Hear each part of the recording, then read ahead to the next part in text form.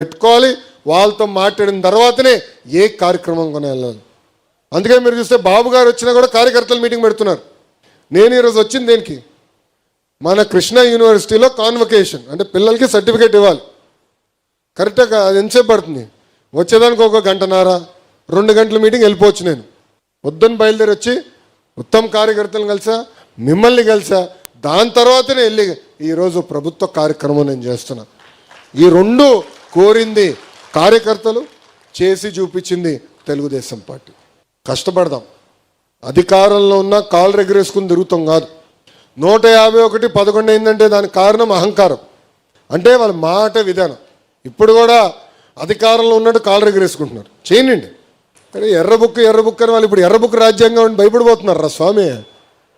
మొన్నటి వరకు మీసాలు మెలేసి అబే నాకేమవుతుందో తోపుతురం ఏమన్నారు ఆయన తమ్మినేని గారు, రథం ఏదో వస్తుందంట, అందరికి కస అన్నాడు, అయిపోయింది. కార్యకర్తల పైన ఎక్కిపోయాడు ఆయన. మీరు అందరూ వైకాపాలను ఒకటే అడగాలి, అధికారంలో కలవలేకపోయారు, అది డిఫరెంట్ స్టోరీ.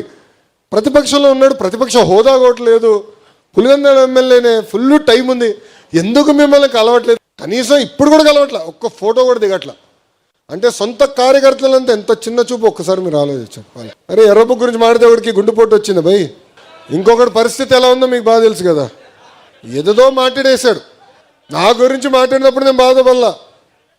ఎప్పుడైతే మా తల్లి జోలికి వచ్చాడో ఆనాడే నేను ఫిక్స్ అయ్యా, టైం వస్తుంది మీకు చూపిస్తారో ఒక్కొక్కటి సంగతి. చూశారు కదా పరిస్థితి. ఏనా తల్లి జోలికి వస్తే వదిలిపెడతాం మనం? ఎవరిని వదిలిపెడతారా? ప్రసక్తేలే. ఇంకొకడు ఉన్నాడు, ఎర్ర బుక్ చెప్తే బాత్రూంలో కాలు జారిపడి కొట్టుకున్నాడు.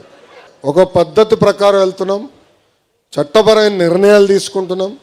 అందుకే మనం తీసుకున్న నిర్ణయం ఈరోజు ఎవడు ప్రశ్నించలేకపోతున్నాం. ప్రజలు కూడా ఎస్ బాగా చేస్తున్నారు, వీళ్ళకి తెలియాలరా అనేది ప్రజలు కూడా భావిస్తున్నారు. అట్లా అని కాళ్ళు ఎగరేసుకుని మనం తిరగకూడదు, అహంకారంతో మనం వివరించకూడదు.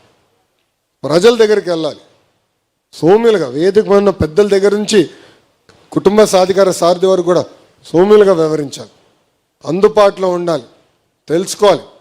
దేవుడు కూడా అందరి కోరికలు తీర్చలేడు, కానీ మనవంతు మనం ప్రయత్నించాలి. ఇప్పుడు రవణ అనేక అద్భుతమైన కార్యక్రమాలు చేస్తున్నారు, నియోజకవర్గంలో కూడా బాగా జరుగుతున్నాయి. కానీ నేను కోరేది కూడా ఏంటంటే, మన వార్డు అధ్యక్షులు ఉంటారు, మండల అధ్యక్షులు ఉంటారు, అధికారులు వాళ్ళు గుర్తించాలా, వాళ్ళు అడిగింది కోరిన పనులు చేయాల్సిన బాధ్యత కూడా వాళ్ళ పైన ఉంది. అలాంటి డైరెక్షన్ ఇవ్వాల్సిన అవసరం కూడా రవాణా పైన ఉంది. అలానే మీరు చట్టాన్ని ఉల్లంఘించి చెడ్డపేరు పట్టుకు తీసుకొస్తే వదిలిపెట్టారు, నేనే వస్తా కర్ర పట్టుకొని. ఎందుకంటే ప్రజలు ఒక బాధ్యతతో మనం గెలిపించారు. 94% అండి, ఎప్పుడు రాని విధంగా మనకు వచ్చింది. నేను ఎప్పుడు నా కళ్ళ కూడా ఉంచలే ఇన్ని సీట్లు మనకు వస్తాయి. కానీ ప్రజలు గెలిపించారంటే ఒక బాధ్యత ఇచ్చారు.